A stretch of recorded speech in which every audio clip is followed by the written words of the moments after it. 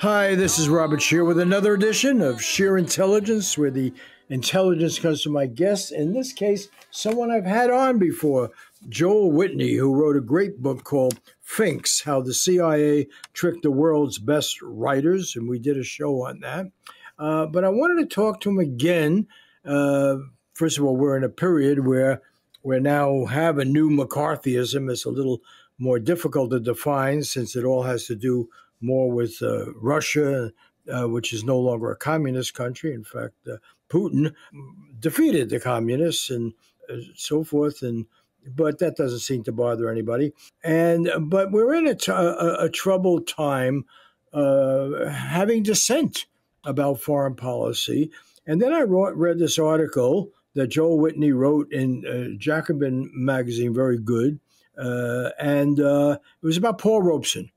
And as he points out, even though he grew up in Peekskill, New York, which was the scene of this terrible Ku Klux Klan neo-Nazi riot against Paul Robeson, singing there in 1949, even though he grew up in that town, he didn't know anything about Paul Robeson. And then he proceeded to learn something. So take us back to your hometown and that drive-in abandoned drive-in theater where the 1949 concert was held, and set the stage of your article. Absolutely, yeah, and thanks for having me, and it's a pleasure to speak with your audience again. I think when Robeson came to reform in Peekskill in August 1949, it was very much kind of the Truman moment. He had been kind of the conservative vice president under FDR, and there was kind of this reorientation, not unlike the one we're going through now. Robeson had played in Peekskill with great success, I think 3 times prior to this event. But the event was aborted in August, thanks to violence that saw at least a dozen injured. I think that was probably a low estimate. He had his car pelted with rocks, as did other performers. Cars were flipped over.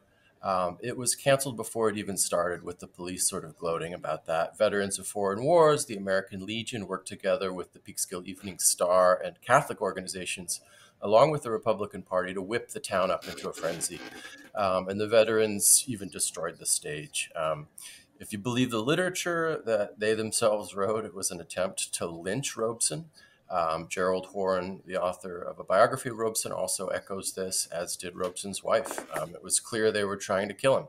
But he escaped basically unscathed and came back to sing to the people of Westchester, that part of northern Westchester where, as you said, I came from, part of my youth. He successfully pulled off the second concert. It was not without its violence, but the whole thing was a charity event to raise money for the Civil Rights Congress. It was trying as hard as it could to end lynching, as was Robeson, to end the poll tax. And the Civil Rights Congress even came to call the violence against Black people a genocide before the UN a year later. So it was obviously communist, according to the establishment, who could not tell the difference between left-wing activists who were patriotic about the Constitution and communists.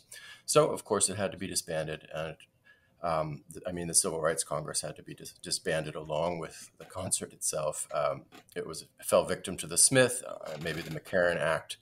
Now, of course, as you say, I was from there. I wasn't yet born. I heard about it much later, too late as far as I was concerned, since I grew up there. It was after my single mother's job brought her there that I moved there in middle school and high school, and I just never heard about it in my social studies courses. I didn't know people. But you never heard much about Paul Robeson, and I know, because I teach in college, that my students have never heard about Paul Robeson. And he was one of the major cultural, political figures in American history. And talk about, canceling out people. And because he, highly respected, one of the, great opera singers, actors, an all-American football player at Rutgers, a great symbol of hopefully integration coming after World War II, a great internationally known artist. But he dared to criticize Truman getting his role in getting us into the Cold War, and dared to express some different view of our enemy, and boom, he became a non-person to this day. very few people know about it. So what I loved about your Jacobin article was that you brought Robeson back to life. Tell us about him. Yeah, I think you put your finger right on it. I mean, to understand what happened, it's helpful to understand the moment. This is post World War II, which in some ways, maybe at least as far as the Democratic Party is concerned, is undergoing a reorientation.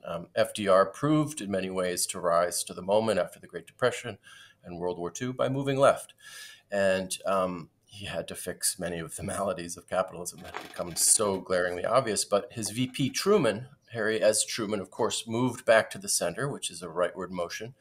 And I think that's what's similar to the moment we're in now. It was, Harry Truman was facing pressure in 1947 as Greece was moving into civil war. The forces on the left, the socialists, were at war effectively with the monarchists. The U.S. sided with them on his way to creating the Truman Doctrine. And it's worth considering his words. He contrasted the kind of boogeyman of the left with capitalism by calling it a second way of life based upon the will of a minority, forcibly imposing upon the majority. He said it relies upon terror and oppression, a controlled press and radio, fixed elections, and the suppression of personal freedoms. I believe that it must be the policy of the United States to support free peoples who are resisting attempted subjugation by armed minorities or by outside pressures. I believe that we must assist free peoples to work their own destinies in their own way. If you contrast that soaring rhetoric, Bob, with the U.S.'s support for right-wing dictators and colonialists, you have a hint at the hypocrisy. Or if you contrast it with what happened in Peekskill, you have a major hint at the hypocrisy. But even worse, the so-called Truman Doctrine of Intervention likewise ushered in the loyalty program, whereby Truman tried to preempt right-wing anti-communist Redbaiters doing their work for them, essentially. Not everywhere. He vetoed some of the worst of it later on. But with Executive Order 9835, he tested the loyalty of government employees. Loyalty being a very ill-defined word. He opened up files on the 2 million government employees who were employed by the government at that time, who could now be subject to an officially sanctioned government witch hunt that viewed them as presumptively guilty from the outset. In total, by 1951, 3 million officials from the American government were investigated with no due process. And it was a huge waste of money. No cases of espionage were uncovered. A few hundred employees were dismissed for reasons we'll never know. All of this preceding the Korean War, which was a human rights nightmare for the Korean people in the North and the South, but especially in the North. So that's part of what leads up to Robeson going to Peekskill. But he was almost entirely against this program that I just described. This paranoia over loyalty, Robeson had no sympathy for that. He was looking for a different kind of response to questions of loyalty and disloyalty. Time for a break, and we'll be back in a few minutes. We're back with Scheer Intelligence and our guest. One of the inconvenient realities is that these communists actually had been very strong and very early supporters of the civil rights movement. And when Robeson, who was the son of a slave, a runaway slave who had ended up in Princeton, New Jersey, and got involved with a much more educated wife and had a child, Paul Robeson, who was a stellar intellect student, great performer, and so forth. And he was an early participant in the civil rights movement, despite being a successful artist. He chose to take his fame further, and he became a victim of this red baiting. And we see a lot of that now. Ironically, there's a barely reported story that, again, they found some Russian now, but they're no longer communist Russians, who supposedly gave money to a black group in America calling themselves Black Socialists, and their homes were raided, and their press conferences in Florida and Chicago and elsewhere denouncing them. You have that same hysteria about the enemy dividing us, and once again using issues of race to somehow confuse us, as if these issues of race are not real. And the Robeson story is really a precursor of what we're talking about now. And I'd like you to just describe the attacks on him when he came back in '49, objecting to the Cold War. They made him a non-person, and they challenged his patriotism and everything. Yeah. And the Jacobin article, which I would recommend people read, it's very good. It's a very interesting publication, which tries to get us to think seriously about ideas of socialism as inherent to the American experience and relevant, and not a foreign, dangerous import. And your article. Talk a little bit about what you were trying to get across in that article, Yeah. and it's very relevant to the moment. I've been extremely interested in sort of heroic activists and writers who've pushed back against kind of the Cold War's unprecedented persecution. And Robeson just struck me after I realized the connection to my hometown as someone I just really needed to read more about. So this is kind of one of my first ways of approaching that. He was at the height of his fame before the Truman moment, when he did kind of a patriotic radio show with CBS called Ballad for Americans. And it was the most popular CBS program in its history, according to some of its producers. And if he was probably one of the most famous black men in the world, let alone the United States, after that program. And through his portrayal of Othello on Broadway around that time. So he was coming from a great year into 1947, 48, and 49, when his rage over lynchings in the United States brought him actually to Truman's office in September of 46 after a sort of a rally in Washington. He went to see the president, and they exchanged some pretty harsh words where Truman told Robeson, he wasn't alone, he was with his group, his anti-lynching group. Truman said it wasn't a convenient time to push legislation against lynching because he had this pressure to respond to the Greek Civil War and other things preceding his Truman doctrine. So he had a really sharp exchange where Truman was defending the U.S. and England, and Robeson was calling it basically the bastion of imperialism. Right after that, Robeson appears before the House Un-American Activities Committee. Some people think that's not a coincidence. It was only 2 or 3 weeks later, I think. And he's grilled. This one, he was still quite famous, so he was grilled with less hostility than some of these later recordings, which I think James Earl Jones portrayed, where they're actually saying to Robeson, why don't you go back to Russia? Because he traveled to Russia many times in the 30s and 40s. And Robeson said, my father was essentially a slave, and you have no right to talk to me like that for what I've earned and what I've carved out of my legacy in this country. And so that's the backdrop. And then some fateful things happen to Robeson as he's sort of finding his place in this new pivot against the Soviet Union. He, again, had traveled there so many times that he actually put his son in school there. His son, Paul Jr., was in classes with the son, I think, of the Soviet foreign minister, Molotov.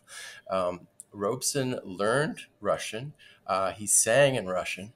And he was absolutely committed to peace with the Soviet Union. He knew that at Stalingrad, effectively the Russians stopped the Nazi onslaught. And there's no question that without that battle having been won, a whole different history would have unfolded. So Robeson is fascinated by this impulse to push back against this sudden propagandistic need to bait and to test loyalty and to ask people about their sympathy for the Soviet Union back when the United States itself was allied with the Soviet Union. So he ends up going to Paris in 1949, appearing on stage with people like Pablo Neruda and Pablo Picasso and W.E.B. Du Bois, and basically saying that it's a little bit ironic, and I'm just paraphrasing in a gentle way, a little bit ironic for the United States to ask Black people who are still being lynched to go fight another war with people who are not the United States' United States enemy, people who, a country that helped be an ally and stop Nazism. But what immediately happened was some of the U.S. outlets distorted his words so that it sounded like a call for Black Americans to wildly disobey. And in the What was like the Muhammad Ali moment over the Vietnam War? it was a test of loyalty, and it was a bit of a. The Times reported his words correctly, but other outlets, I think, paraphrased them in a way to play up this call to actually engage in disloyalty, and that was a little bit strange.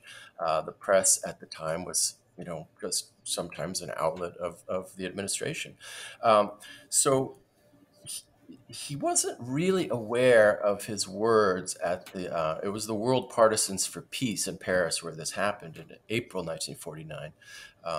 And it was quite a chore for Neruda to get there himself, as I've written about elsewhere. He had to escape through the right-wing regimes of Chile, his native country, to get out and be able to speak there because there was a dragnet closing around him. So it was a rallying cause for people who believed in peace, and there might have been some justification for the U.S.'s belief that the Soviet Union was funding the peace movement as kind of a Trojan horse to make the United States look bad. And so that's how it was treated. Again, the difference between an activist or a leftist and a communist was blurred deliberately in this time. But also, in some people's mind, probably somewhat honestly. So he continues his travels, goes to Eastern Europe, and by June, he's in Moscow. Now, something amazing happened there just before Peekskill. And I think all of this backstory is worth it. So the article is rich in backstory. And I have to thank my editor, Jean-Baptiste Audouard, who carved down some of this history that I was trying to layer in there.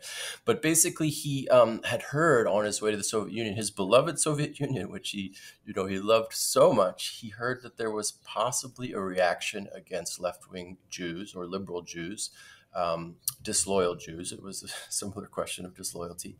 And some number of them, including his friend Itzhak Pfeffer, were said to be in Lubyanka prison in Moscow. And Robeson, who loved the Soviet Union, felt like the Constitution outlawed racism, basically, had lived there with his family. He demanded to see Pfeffer quite courageously. A few days later, Pfeffer was brought to his hotel and signaled that it was bugged and that everything they were saying was being recorded. And I'm sure this gave Robeson some food for thought and a chill down his spine. And so they spoke of small talk and passed notes. And the note said things like, keep quiet or those of us who are in prison will be killed. And Robeson nodded and left the meeting and went on stage soon thereafter, singing his normal fare of songs, probably getting close to ending with Old Man River. But as he ended, this amazing thing happened under Stalin. He basically asked the audience for silence, said he was only going to play one encore, and said that he just saw his friend Itzhak Pfeffer, which was... He played Sugmet Kemmel, right? Sugmet Kemmel? Yeah, he played this I Warsaw know it Resistance as... song, yeah. and he sang it as an act of complete defiance against Stalin's anti-Semitism. And Stalin may not have been in the audience. I'm not sure if he was, but Soviet officials were, and there was a chill that went through. But the audience was completely with Robeson, and they cheered, and it was just an amazing act of defiance.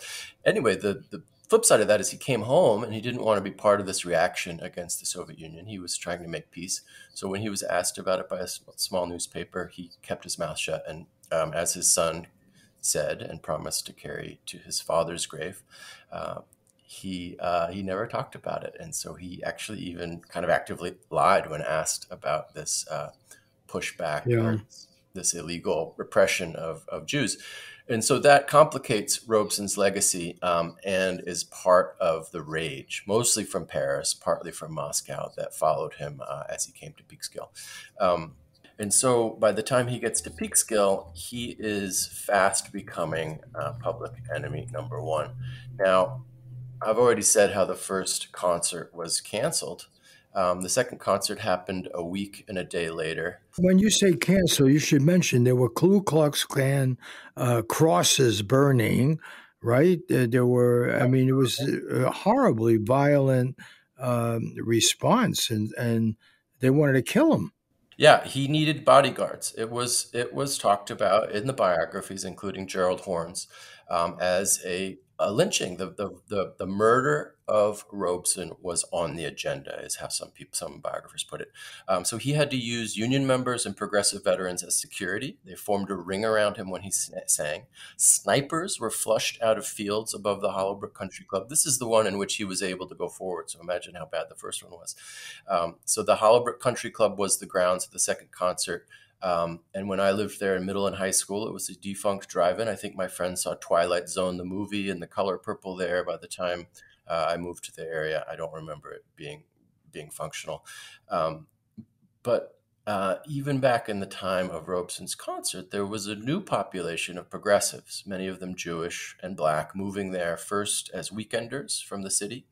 One such progressive, Helen Rosen, was a close friend. Robeson was very close to left-wing Jews, and he was hurt by what happened in Russia.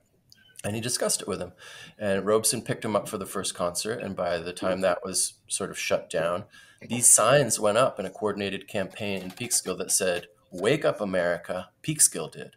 Now, if you remember from German history, this was exactly the signs that went up in after Kristallnacht, except instead of Peekskill did and America did, it said, "Wake up, Germany." Munich did. So this was the work of the area's Republican Party and its offshoot groups, and that was not the Peekskill that I knew growing up. It was much more sane and middle class, and I don't know if it was centrist or not. Yeah, but it was not. But the thing that got me, one of the things in your article, was the canceling out of history. That you could, and it was obviously you didn't hear about Paul Robeson much in any other school district, but you actually could go to school and be raised in Peekskill, New York, and no one talked about this worldwide covered event. And so and as I say, students now don't, they don't. For instance, I mean, W.E. Du Bois, who you mentioned, obviously was very important to the whole history of the civil rights movement. It's never mentioned that he was, of course, red-baited, and I think it was at the age of 94. Actually, did something very similar to Roosevelt. He supported or was positive about the Chinese communists and actually joined what remained of the American Communist Party because he felt alienated from the establishment. That Right. history is not told. It's not told. You know, It's a product of that backlash. By 47, the backlash against Robeson was already underway. He went to the House Un-American Activities Committee several times. He was told before his concerts to go back to Russia. Concerts were being canceled around the country, and in response to that, I mean, he had his passport rescinded. Propaganda was published against him. It was filled with exaggerations, calling him naive. The phrase "go back to Russia" was literally like a chorus of the dunderheaded loyalty enthusiasts. His salary went from 100,000 to a few thousand almost overnight. But the important thing is that he did not cave in. He fought back, whether in the hearings about Peekskill that took place nationally or in Albany. I think there were hearings that he went to in Albany. He resumed giving concerts by using a combination of amplification and telephones so that his concerts in Europe and around the world were able to go forward remotely long before the internet. He went to the Pacific Northwest to give a concert to 40,000 Canadians at the border with the US, setting a Canadian record in terms of audience. He corresponded with imprisoned Turkish poet Nazim Hikmet, who was persecuted for speaking out against violence against the Kurds and Armenians. And after Peekskill, allies like Hikmet wrote, even from prison, to say, "I have heard your name for a long time and have seen your picture in my prison." He called Robeson Eagle Singer, Negro Brother, adding, "I love you, my brother." And then he said, "They are scared. Our song scared them." And so when the beleaguered Civil Rights Congress entered a petition against the United States, its genocide against Black Americans, effectively, it was a photo of Robeson's extended finger of accusation that was featured on the cover. And the result, according to historian Gerald Horne, was that Robeson was effectively a sacrificial lamb. Horn writes in his biography of Robeson that his income and career and health were to erode as the people he sacrificed for saw their fortunes improve. Just as his petition was, quote, trumpeted globally as yet another example of Washington's hypocrisy and brutality, his own sacrificial work also served to prod the U.S. authorities to ease the horrific maltreatment of African Americans and set the stage for what came to be called the Civil Rights Movement. Well, and then let's tie it up here with what the officially accepted civil rights movement that came out of this concern, upheaval, protest that was much earlier, when Martin Luther King, again, by the way, Democrats were in power. This is the Johnson administration. J. Edgar Hoover was head of the FBI, and they went out to destroy Martin Luther King, very well documented. Certainly J. Edgar Hoover did, and he had the support of Lyndon Johnson in doing that. And why? Because Martin Luther King had two people who, go back to the Robeson years of opposition, who the FBI said they're communists, and they really, and Hoover and Martin Luther King wouldn't denounce them or get rid of them. And Martin Luther King said, no, these are, people who have had a real history in the civil rights movement. And Martin Luther King became then the victim of a red baiting that, where the FBI actually was trying to get him to kill himself. Again, not much discussed, although very well documented. Mm-hmm. So red baiting was really a major enemy of the civil rights movement. I agree with you 100%. I think it's a lesson for even today's liberals. I mean, Truman, may have meant well. He tried, but failed to veto, I think, the Smith and McCarran Acts, as well as the Taft-Hartley bill, which were part of this liberal participation in the reaction, the swing back to the right. But in signing the loyalty executive order, not asking more questions when he set up the CIA, he hastened a system whereby, we all become hawks. And if we don't question it at certain key moments, we're fellow travelers on the right and quite suspect. We don't know where these things are going to stop. First they came for so-and-so, and then they came for me. But much later in private conversations with friends, Truman even conceded that the loyalty program itself, he said, yes, it was a terrible mistake. One Truman official, Bob named Clark Clifford, told Carl Bernstein, no less, quote, it was a political problem. Truman was going to run in 48, and that was it. My own feeling was there was not a serious problem. I felt the whole thing was being manufactured. We never had a serious discussion about a real loyalty problem. The president didn't attach fundamental importance to the so-called communist scare. He thought it was a lot of baloney. But political pressures were such that he had to recognize it. There was no substantive problem. We did not believe there was a real problem. A problem was being manufactured. Right. We only have, I just want to keep this down to 30 minutes. I always make that promise, but let me do it for once. But we are at a moment now where, first of all, you mentioned that they went after Robeson on, violations of the traditional laws against espionage and so forth. But, Barack Obama had more cases than any preceding president, and his then vice president, now President Joe Biden, is the one who is really whipping up a lot of this hysteria. And I go and return to that. It's not a news break because there's not much covered, but here is, a not very well-known black socialist organization, part of a black peace movement. And what they got their homes broken into. The FBI is all over them, and we have a play. It's not being reported much, but a replay of exactly what was done to Paul Robeson, and then eventually even to Martin Luther King. That if you speak out and you dare speak out strongly about racism in America, you're thought to be giving aid and comfort to the enemy. You're spreading bad stories. You're dividing our people.